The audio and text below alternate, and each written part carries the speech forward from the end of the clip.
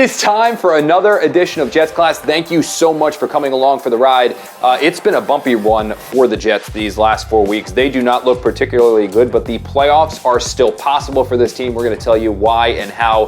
Tyron Smith at left tackle, he has not been what the Jets expected. That is an issue that we are going to address. But before we get to any of that, it is time for the takeoff, and why the one thing that is so concerning about the Jets is that the same thing keeps happening over and over and over again.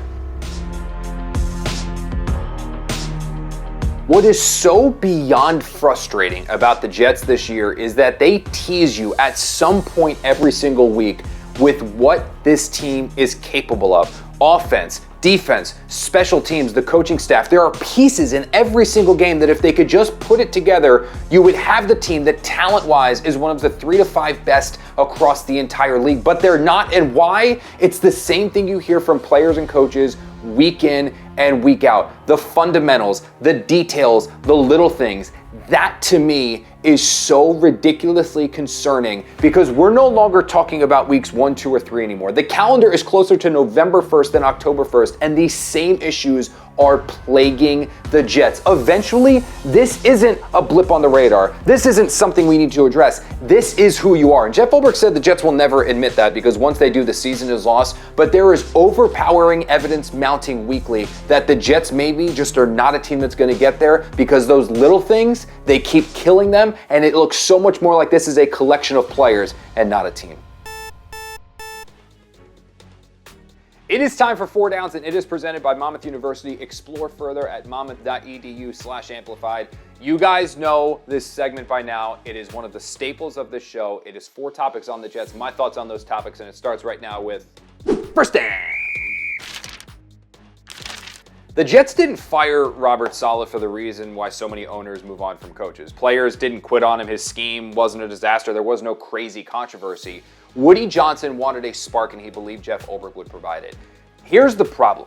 Robert Saleh was the CEO of the Jets. He oversaw the entire operation. He had his hand in his offense, he had his hand in the defense, he had his hand on special teams, he made the in-game decisions. When the Jets promoted Jeff Ulbrich, they didn't just give him Robert Saleh's responsibilities. They added Robert Saleh's responsibilities onto his responsibilities as a defensive coordinator. And now what we've seen through these 2 games with him as a head coach is not only is the Jets' offense a problem, the defense is now regressing as well. The run defense, that's a problem. The coverage, that's a problem. The pass rush, that's a problem. Yes, I know there are injuries that are mounting, but I do worry if there is just so much on Jeff Ulbrich's plate that by getting rid of Saleh, the Jets have actually made their entire team worse.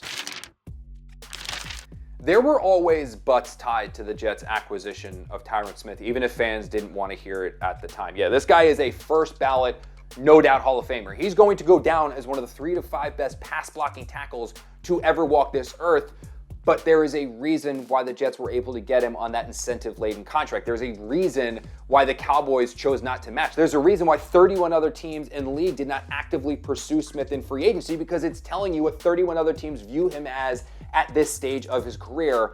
Unfortunately for the Jets, they are realizing that now. His 68.5 Pro Football Focus grade right now is the lowest of his career in any game where he's played at least 5 games. That's alarming. He already has 6 penalties, which is the second most of his career since 2020, and the 5 sacks he's allowed are the second most of his career ever.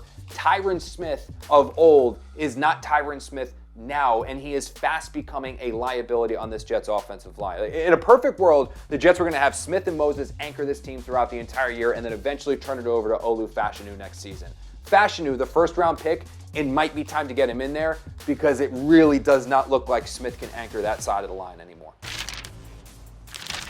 Well, all it took was Robert Saleh getting fired for the Jets to go out and acquire Davante Adams to get Haason Reddick to end his holdout. Specifically with Reddick, though, I do believe this is going to make a substantial change for the Jets. Almost in the immediacy, even though he's got to work himself into football shape and acclimate himself to this defense. And the big reason why is because the Jets can finally get back to playing the style of football they want to on the defensive side of the ball, which should alleviate some of the pressure on their injury-laden defense at the moment. Think about Jeff Ulbrich's schemes in the past. They were predicated entirely on getting pressure with the front four. This year, the Jets have not been able to do that because Bryce Huff is gone and John Franklin Myers have gone. As a result, they have had to blitz more and more and more. The previous years under Ulbrich, the Jets never blitzed more than 19% of the time. This year, that number is over 30%. That was fine when they had DJ Reed and Michael Carter and Chuck Clark and Sauce Gardner and all those guys in the secondary, because those guys were capable of playing back on an island. They cannot do that now with Reed, Carter, Clark, and potentially now Tony Adams, who's dealing with a hamstring injury, all out. You put those guys in an island, and what's going to happen is exactly what happened in prime time against the Broncos. Big plays down the field. If the Jets can now get pressure with their four, when you have Will McDonald, you have Quinnen Williams, you've got Kinlaw, and now you have Reddick, those guys on the outside, they can have help, because now the Jets can keep those guys that were blitzing back in coverage. It's a cliche, but it truly does perfectly describe the current state of the Jets. It is getting late very, very early for this team. On paper, they look absolutely dynamic. On paper, they look like a team that should be competing for a Lombardi trophy, but paper does not win football games, as the Jets are finding out. And right now, they sit 2-5. Now, if we look at the past, there have been teams in the NFL to get a wild card spot, because the division is basically completely out of the question for the Jets right now.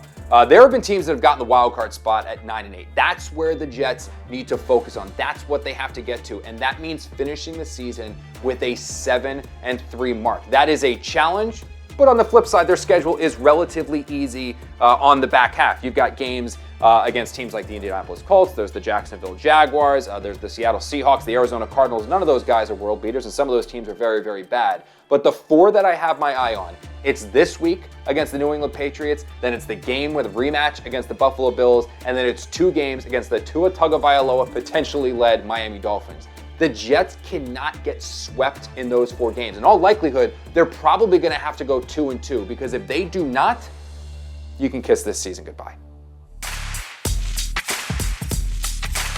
There is so much going on in Jets land. I know there is a ton on your guys' mind. So before we head out, we figured we'd answer 3 real quick questions in a mailbag. So let's get to that right now.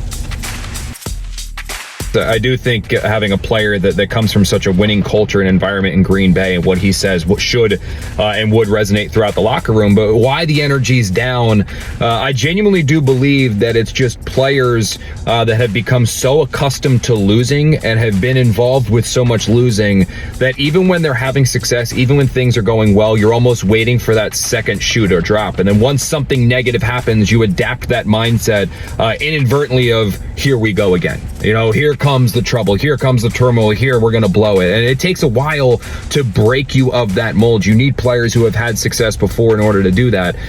So the Jets are hoping Adams is one of those guys, Rodgers is one of those guys, Tyron Smith, Morgan Moses. We'll see if that's the case here against the Patriots and moving forward.